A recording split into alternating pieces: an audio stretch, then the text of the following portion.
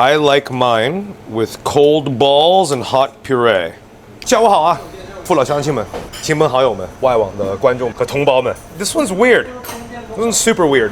We're gonna make a sesame pudding, black sesame pudding. A few episodes ago, I forgot which one, I asked if there are any Cantonese people who miss 糖水, directly translated as sweet water. The Cantonese general concept for dessert. The overarching concept of 糖水 is cooling and refreshing sludges, purees, and juices with floaty chunks in it. These floaty chunks can be yuyue, mango, red bean, pomelo pulp. The more traditional 糖水 would be old school, like 百合 and 绿豆沙 and 红豆沙, the old school shit that makes your throat itchy. Only old Cantonese people like that stuff. But young people such as us, we eat like 杨枝甘露, 西米露, that kind of stuff. And by young, I mean born in the 90s, 90s kids. I don't know what kids in the 2000s eat. Probably. For those of us who like, we have 杨枝甘露. Anyways, this being said, I thought to myself, what is the one, to me, is the most nationally important for better or for worse? The one that everyone in the country has at some point had. And that would be 黑芝麻糊。就不仅限于南方，全国的所有人都有个黑芝麻糊回忆。从上海到东北到华南。It is associated with school dinners, and for Americans, that means lunch, as in like school lunches. And it is a thick, sweet puree of black sesame, sugar, sometimes rice, and other enrichers, which could be nuts or fats. It's very warm, endearing, and filling, and you either love it or hate it. So today we're gonna make 芝麻糊. I'm bullshitting a lot because it's only this many ingredients. It's 4 things, and it's super easy. All you need is a pan, some means to beheat that pan. Some means to beheat said pan, white sesame as a litmus test, more on that later, black sesame as the coloring and flavorant, rice as the primary thickener but also part of the flavor, as well as peanut and enrichener. If you are allergic to peanuts, if you're from North America and you don't want to use peanuts, feel free to replace it with another fat of choice. The traditional one would be lard. If you're a vegetarian, then you may use coconut oil. And if you're sick in the head and you think sesame on sesame is not enough sesame, you may use sesame oil. Last equipment, a blender, optional actually. More on that later, but give me a second. Either a very powerful blender or a strainer for the home version. First thing we're gonna do is in a dry wok, or if you're a normal person, use a pan, because the pan is the objectively better tool for this. But using a wok is more on brand. We're gonna take our rice. You want roughly 100 grams. On medium heat, you're gonna start toasting. Now, remember, the rice you use will affect the final texture. Traditionally, you would use things like 鲜米 down south. 鲜米 is the Cantonese thing, or as you would call it in the West, jasmine rice or basmati rice. It will give you a more custardy texture because of the starch balance inside. So the differences between rices are amylose and amylopectin. One is God damn it. I forgot which one is which, but one is amylose, one is amylopectin. I think amylose is the one that looks like this, and the other one kind of looks like a tumbleweed. When you cook these starches, they absorb water kind of like a sponge, and at some point after you cook them, they explode like a can of worms. Like that joke can of worms, they explode and like throw a web into the water, and that captures water and turns it into a stable matrix, which is where you get custards and hydrocolloids and fluid gels from. But as they cool, these things want to go back and stack together in a clean, structural, crystalline way. These don't stack well. They're balls, they're tumbleweeds. They don't stack in a structural way. These are straight line. They essentially build a picket fence, which is why basmati rice and jasmine rice after a night in the fridge ends up being hard and grainy and bullets, but Chinese rice, like short grain rice, stays kind of sticky and relatively schmudgy. It's because of these two starches. So the choice of rices is essentially the balance between these two starches, which will end up affecting your final texture. So if you use, for example, sticky glutinous rice, it's all this. So it's gonna be very jizzy and stretchy and sticky. So today we've used wuchangmi, which is rice from my hometown, a nice in-between. So this is essentially, we're making fried rice again, dry fried rice. Whoa, look at all that wok hay. This is actually a great way to practice your wok tossing. Yeah? Top. It's okay, I included 104 grams extra to account for my nonsense. Okay, so the cook that you're looking for on this is for all the rice to go from translucent to opaque. Yeah, this is the final effect you want.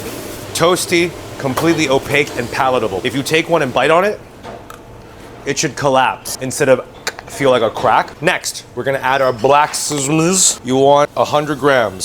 So equal parts sesame and rice. Of course, the rice can go up or down depending on how thick you like your pudding. And it's time to toast.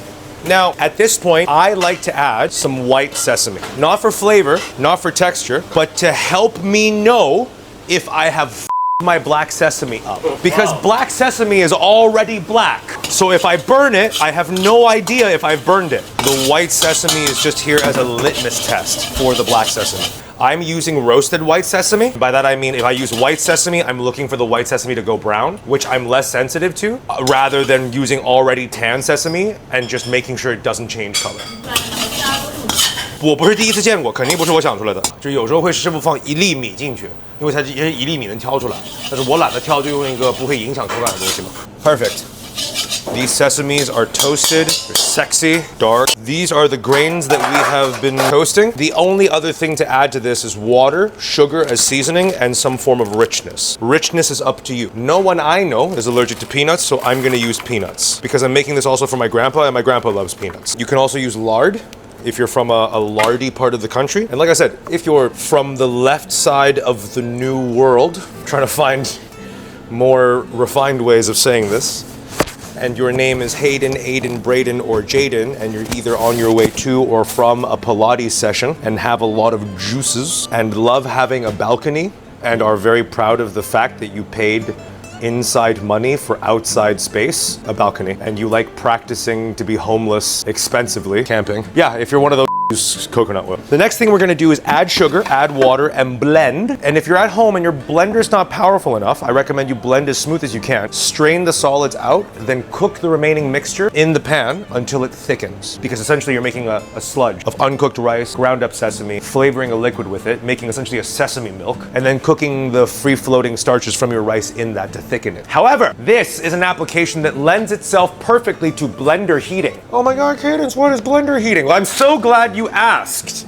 Blender heating is exactly what it sounds like. You're using your blender to cook with. So, everybody's heard of Thermomixes, everybody's heard of doujiangji, and for a while in China, doujiangji or soy milk machines didn't actually have a heat function.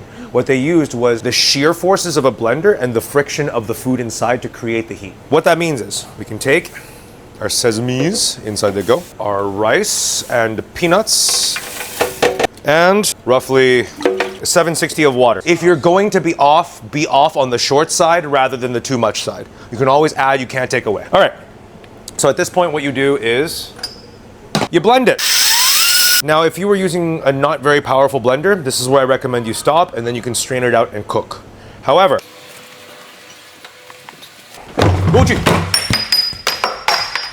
wow, that was fine. I'm just moving it off into a corner to blend because that thing is really loud. So the idea is that when the blender is working, the particulate matter inside the liquid is being exponentially shredded into smaller parts while being turbulently whipped about.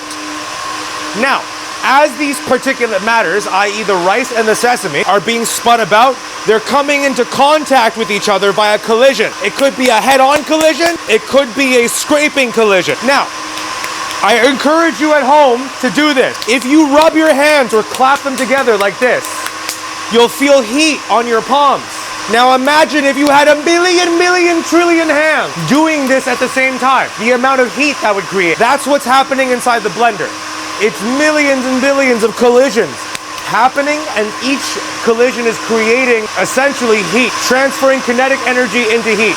And that's what heats up my sesame pudding. So with a powerful blender, it'll take about 5-ish minutes. You want to hit about 91 degrees, which is when rice starches have fully gelatinized.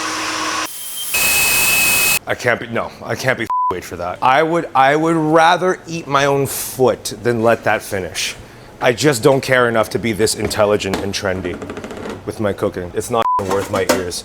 All right, look, just to prove the theory. See that? It's now 45 degrees, and that will keep on climbing as we blend. Theoretically, if you keep on blending it, it will eventually come to the boil. This is, without a doubt, the most cunty way to cook a puree intelligently. So if at home, you can just as easily put this mixture into a pot and bring it to a boil like a normal person. The blender cooking is like a very trendy thing that started to happen in the past couple of years. It's like a party trick that would be cute if you had a perfectly silent blender.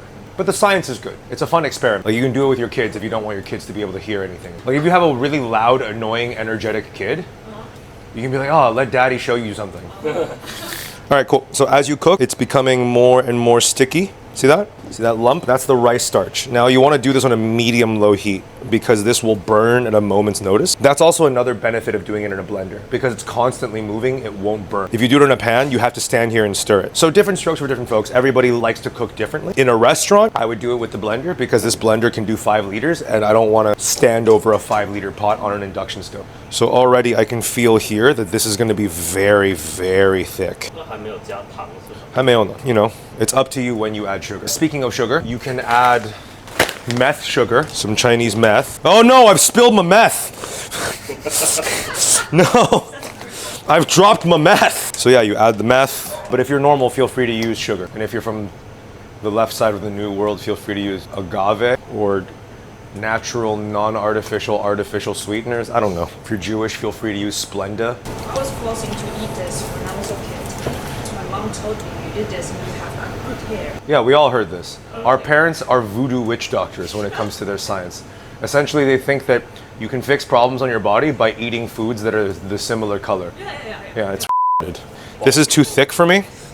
So I'm gonna add some water and also use it as an opportunity to rinse my blender out. There we go. So you want it to be this texture while heating in the pan because as it cools down, like any starch foods, it will become thicker and set up a little bit. Now, if you're kind of a and you have a restaurant and you wanna make fusion food, you can use this as a sauce for something, like an Asian fusion dessert. Like you can make a bavarois and then you can serve it with a black sesame. Depending on how trendy your menu is, you would either call it a black sesame pudding or a black sesame custard or a black sesame crème anglaise, but there's no egg in here and no cream in here, so vegan sesame custard. Gluten-free vegan sesame custard. Not sweet enough. More meth. Don't be afraid or alarmed. It looks like a lot because it's crystalline, but dude, meth is not that sweet. All right, cool. We're gonna let that tick over and we can talk about serving options. So you set a pot of water to boil. This is all mine, by the way. I don't care if you think it's gross that I'm using my own spatula. Well, what's that? Salt. It's just a habit. You don't have to. I always season my desserts. Salt makes desserts taste dessertier without having to taste sweeter. It's not traditional, it's not authentic, but it is useful. Now, the traditional way in Canton to serve this, from what I can tell... No, oh no, I've dropped my balls! That's one's for Lao Chat. Yeah. Haha! Haha! All right, cool. The traditional way in a Cantonese place to serve these would be with glutinous sesame rice balls, which we already did an episode on how to make. No, we taught the meat version. If you guys want to learn how to make sesame rice balls, go talk to 我的亲姐姐小高姐. She has great tutorials on how to make all Chinese foods. She's like the de facto mom for all overseas Chinese kids who have been forced to cook because of their unfortunate circumstances overseas. So let these tick over until they float and they're ready, and then you can think about serving. Traditionally, you would either serve this hot or cold, and even the cold version would be the puree is warm, but those things have been shocked in ice. Or you can just have them hot. Another way to serve it, it would just be in a bowl with nothing. So how we used to get it as kids is literally just in a nondescript bowl of some sort at a lunch line. I think right before our nap, when we were kids. After the nap? 你们是午休后还是午休前喝呀？这芝麻糊小时候。没喝过。啊？糖水店才会有。 Okay. All right, and that's it. Very nutty, very filling, very nutritious actually, but very energy dense. Can be a pleasant childhood memory or a disgusting one depending on where you're from. Yeah, that's exactly what that tastes like. Try. Yeah, when it's fresh, it's nice because it tastes like actual sesames instead of just processed nonsense. So I like mine with cold balls and hot puree. So as soon as they float, I shock them down in some ice water. This is the traditional way it's served in Canton, which is sesame on sesame on sesame. If you're sick in the head, with sesame oil and black sesame on top. Like if you own a fusion restaurant overseas, especially North America, just throw some more sesame on it. Because like I said, for some reason, every non-Asian person thinks that Asian people are obsessed with putting sesames on their dish. It looks very dramatic. Black, gray color, it looks like concrete. This is molecular gastronomy. 这就是分子料理了，就是做那胶囊，芝麻胶囊泡在芝麻里边。It was quick, it was homey, it was hearty. It's only 4 ingredients, and all you need is a couple pans and a blender. If you don't have a blender, use a pestle and mortar, but I recommend you get a blender.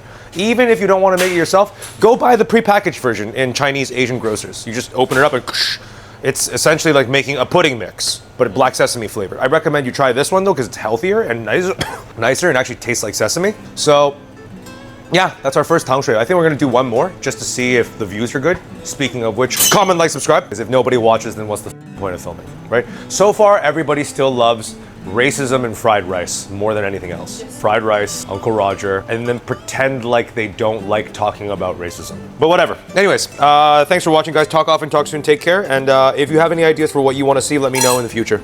Yeah? Jeremy! Jeremy, come! I'm sorry, I just called Jeremy like a dog. Chef Dear. Oh, you've been drinking again. I love it when Jeremy drinks in the afternoon. 是这个味儿不？好像比昨天淡了。对啊，我没有放那么多糖。哦，好吧。对啊，因为大伙儿都说太甜了。你要再放点糖不？算了，现在放进去化不了。没有，我有那个什么糖浆嘛 ，agave。Jeremy loves calories. Calories is Jeremy's favorite thing.